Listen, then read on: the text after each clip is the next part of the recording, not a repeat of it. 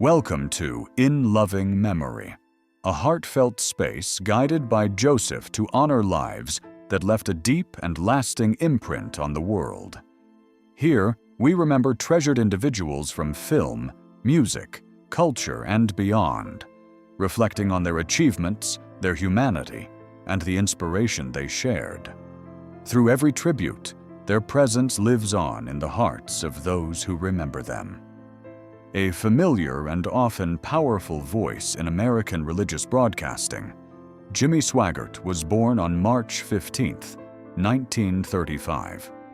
Over the course of several decades, he became one of the most recognizable Pentecostal preachers in the world, reaching millions through his televised sermons, gospel recordings, and large-scale ministry work.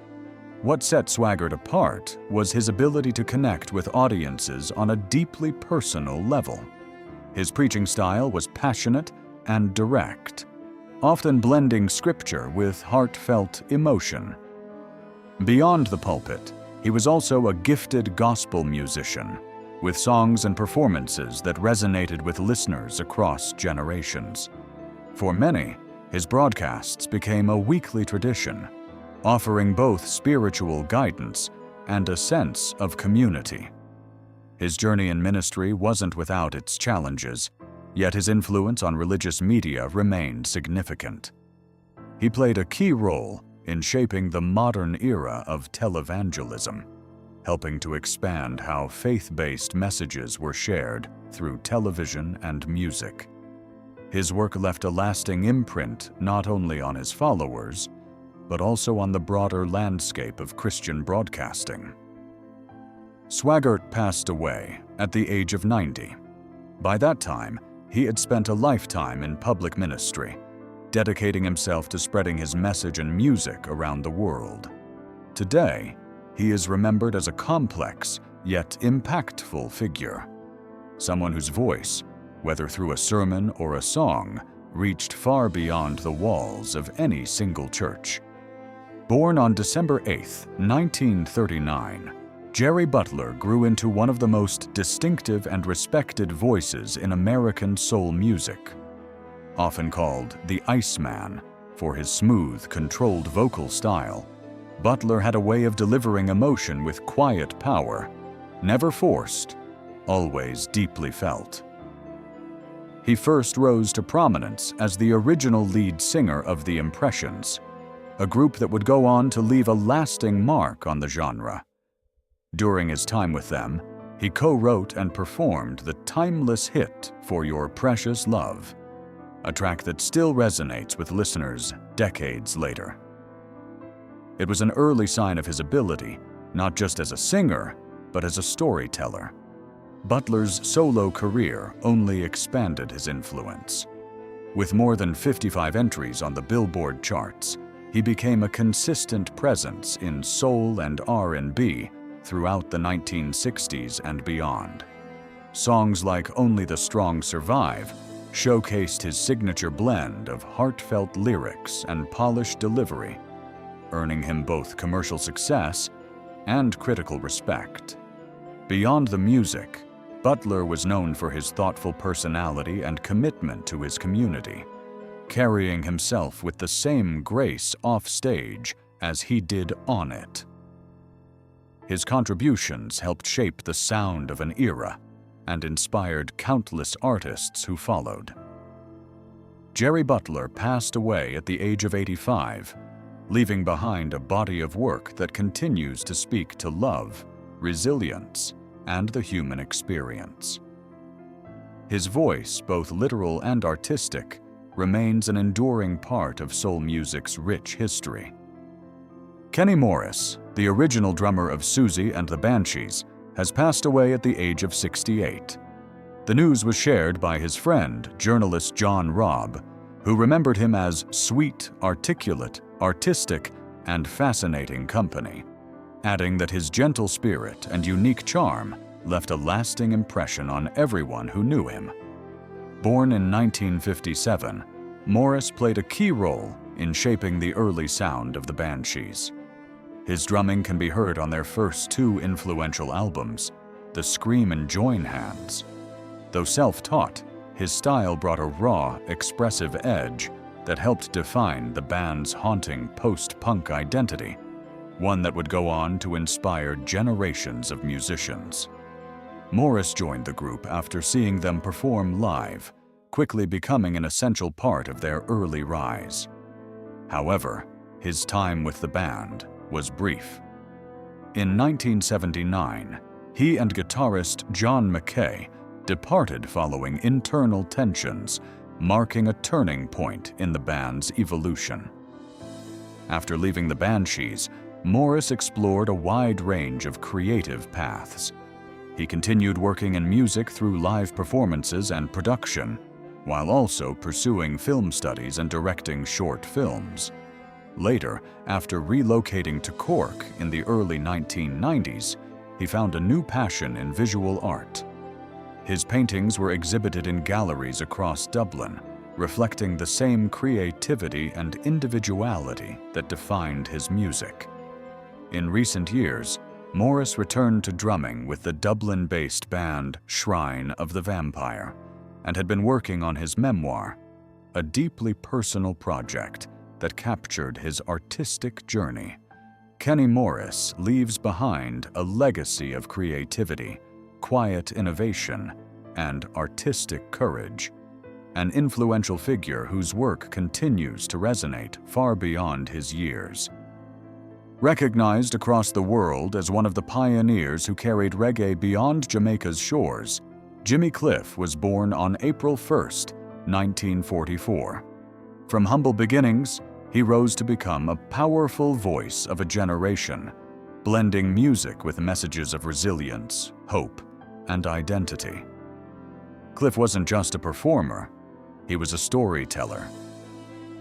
Through timeless songs like Many Rivers to Cross and You Can Get It If You Really Want, he captured the struggles and dreams of ordinary people. His work played a major role in introducing reggae music to a global audience, helping shape how the world understands Jamaican culture today. Beyond music, his influence extended into film, most notably with The Harder They Come, a project that became a cultural milestone and further cemented his legacy as a global ambassador of reggae. His voice had a rare quality, both deeply personal and universally relatable. Over the decades, Jimmy Cliff remained consistent in his artistry. He didn't chase trends. Instead, he stayed true to his roots, allowing his authenticity to resonate across generations. His contributions earned him widespread respect and recognition, including his place among the greats of international music. Jimmy Cliff passed away at the age of 81. While his passing marked the end of an era, his influence continues to live on through the music he created and the doors he opened for artists worldwide. His legacy is not just in melodies, but in meaning, in the way his songs continue to inspire strength, perseverance, and belief. Jimmy Cliff didn't just make music, he made history. Henry Winkler's life is a testament to resilience, talent, and the quiet courage of showing up. In 2018, at 72, he finally received an Emmy that should have arrived 4 decades earlier. It wasn't just an award. It was a collective acknowledgement of an industry's oversight. Winkler's career had been extraordinary, yet paradoxically punishing. Celebrated for a role that made him an icon, then sidelined for the very success that defined him.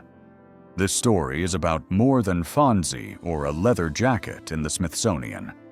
It is about a boy who struggled to read, endured harsh parental criticism, and faced systemic misunderstanding, yet transformed those early struggles into creative brilliance, enduring fame, and advocacy that touches millions. Childhood in the shadow of survival. October 30th, 1945, in Manhattan, Henry Winkler grew up in a home shaped by trauma. His parents, German Jews, had fled Nazi Germany in 1939, escaping with their lives, but losing nearly everything else. Ilsa and Harry Winkler carried the weight of survival, and their expectations for Henry were unrelenting. Excellence was not encouraged, it was demanded. But Henry's mind didn't work in traditional ways. Words twisted on the page, letters flipped, and reading became a battlefield. Teachers labeled him lazy. Classmates mocked him. At home, his parents' disappointment was constant. "Dumb hund," they whispered, not in anger, but in resigned judgment. In that era, dyslexia was unknown, and Henry internalized the belief that he was defective. Yet even in this environment, a spark waited to be discovered. The discovery of theater. At age 11, Henry stumbled upon a sanctuary, theater. Words that failed him elsewhere could be memorized on stage. Acting offered him freedom, a space where his dyslexia was irrelevant. Through observing, listening, and embodying characters, he found confidence and power.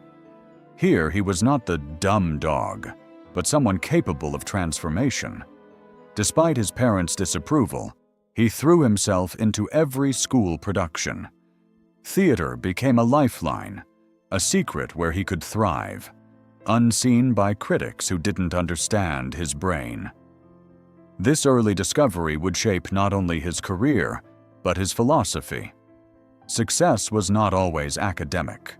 It was persistence, creativity, and the courage to inhabit one's own identity fully, even when the world doubted it. Academic struggles and parental pressure. Henry attended elite institutions, including the McBurney School and Emerson College, yet academics remained a struggle. Reading slowly, misinterpreting instructions, and grappling with traditional learning systems, he did just enough to survive. At home, his parents' disappointment deepened. His declaration to pursue acting professionally was met with derision. "You're wasting your life," his father said. His mother's silent shake of the head cut deeper. Even achievements like his acceptance into Yale School of Drama were met with skepticism. His father offered no congratulations, only pragmatic advice. "I hope you have a backup plan." These responses reinforced a lifelong lesson. Validation from others is fleeting, and resilience often comes from within. Yale School of Drama, a turning point. In 1967, Henry entered Yale, one of the world's most prestigious drama schools. His dyslexia remained undiagnosed, yet his determination and work ethic were unparalleled. Memorization became his superpower, repetition his tool. He immersed himself in craft, studying under legendary teachers and embracing the discipline that would later distinguish him from his peers. By 1970, he emerged with a master of fine arts, skilled, disciplined, and ready to face Hollywood. Though validation from his parents was absent, he carried the confidence that came from proving himself in a rigorous, competitive environment. Yale gave him the skills to survive the industry's highs and lows, transforming a boy once defined by limitations into a formidable actor with limitless potential. Early career, the struggle before fame. After Yale, Henry moved to Los Angeles, surviving on minor TV roles and commercial work. Guest appearances on shows like The Mary Tyler Moore Show offered only brief respite from ongoing self-doubt. Despite his training, Hollywood's doors remained selective, often locked to those who didn't fit a conventional mold. Yet Winkler persisted, auditioning tirelessly and embracing every opportunity, no matter how small. Each rejection reinforced lessons learned in childhood: patience, perseverance, and humility. Every day was a test of resilience, a rehearsal for the life-altering success that awaited him. Little did he know, the role that would define his career, and paradoxically confine him, was just around the corner. Happy Days and the birth of Fonzie. In 1973, Henry auditioned for a minor role in Happy Days. The character, Arthur Fonzarelli, was intended as a small supporting presence. Henry's instincts transformed him, reading Fonzie not as a thug, but as a man whose toughness masked vulnerability. The producers were captivated, rewriting the show around his character. Fonzie became iconic: leather jacket, jukebox charm, and the legendary thumbs up.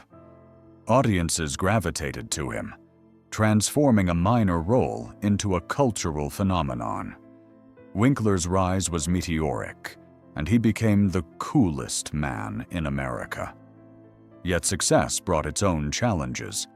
Fame arrived faster than he could process, and the very role that made him beloved also became a typecasting trap, one that would challenge him for decades. The double-edged sword of fame. By 1976, Happy Days was #1 on television, drawing 30 million viewers weekly. Henry was celebrated, yet confined. Offers for diverse roles dwindled. Directors often considered him too good to play anyone else. Hollywood had praised him, then boxed him in. Behind the applause was frustration, the realization that his own success had become a barrier. Yet Winkler refused bitterness, recognizing that resentment would be a prison even harsher than fame's constraints. He persisted, seeking meaningful work while embracing the platform Fonzie provided. The leather jacket, the iconic smile, the public adoration were both gift and trap, a paradox he would navigate with grace, determination, and ultimately creativity beyond acting alone. Writing and advocacy, reinvention through struggle. When acting opportunities waned, Henry turned to writing and advocacy. Drawing on his experiences with dyslexia, he authored the Hank Zipser series, helping children see their differences as strengths. Over 8 million books have sold worldwide, translated into multiple languages, reaching children who once felt isolated by learning differences. Winkler became a champion for dyslexia awareness, visiting schools, funding research, and sharing his story publicly. The boy called Dumb had become a mentor to thousands, transforming personal struggle into a force for social good. Through these efforts, Winkler redefined success. It wasn't only fame, but impact, empathy, and inspiring resilience in others who face systemic challenges similar to those he endured. Marriage and family, a private triumph. While Hollywood often offers fleeting connections, Henry's personal life flourished. Married to Stacy for over 45 years, their partnership became a rare constant amid the industry's turbulence. Together, they raised grounded, kind children, modeling grace, perseverance, and the importance of self-worth. Family became a stabilizing force, a sanctuary where success was measured not by fame, but by love, integrity, and shared experience. Through parenting, Winkler reinforced lessons he learned the hard way. Validation comes from within. Dignity persists despite external rejection, and perseverance is the ultimate measure of character.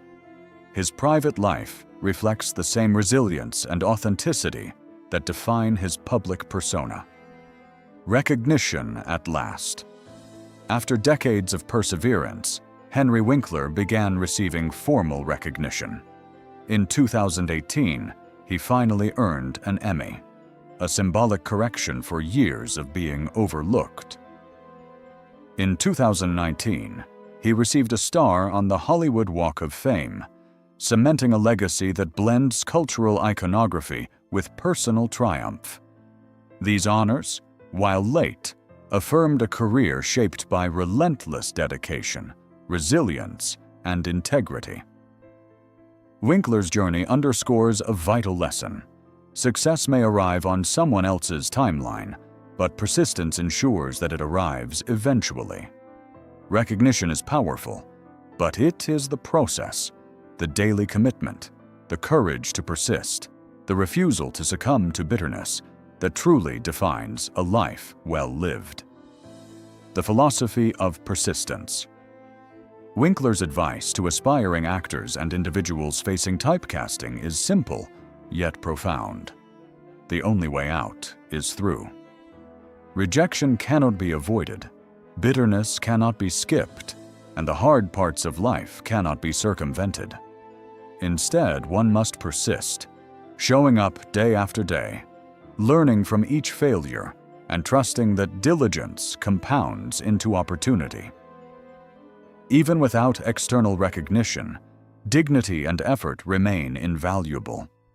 Winkler's life demonstrates that the journey itself, the courage to continue, the resilience to endure, and the integrity to remain authentic, forms the foundation for success, fulfillment, and eventual acknowledgement, both public and personal, embracing identity and redefining legacy. The freedom Winkler found in later life came from embracing who he truly is. He stopped trying to outrun Fonzie, stopped striving for parental approval, and stopped hiding his dyslexia. By owning his story, pain, struggles, and all, he transformed limitations into wisdom. Today, he acts, writes, advocates, and mentors, showing that one's defining role need not constrain one's entire life. His legacy is multifaceted, iconic, educational, and deeply human. The boy once doubted and labeled stupid became a symbol of perseverance, creativity, and authenticity. Recognition followed, but it was his courage, integrity, and refusal to quit that truly defined him. Conclusion: a legend beyond the leather jacket. Henry Winkler's story transcends Hollywood legend. It is a tale of a boy with dyslexia, parental doubt, and societal misunderstanding who became an enduring icon. He endured fame, typecasting, and rejection, only to reclaim his narrative through writing, advocacy, and unapologetic authenticity. His life reminds us that struggles are not barriers, but potential gifts, that persistence is active, and that dignity matters more than accolades. The dumb dog became Fonzie, the actor became a mentor, and the boy who couldn't read became a legend. Winkler teaches us that success is never too late, and sometimes the hardest journeys yield the most extraordinary triumphs. He is living proof that resilience, integrity, and passion define a life worth celebrating.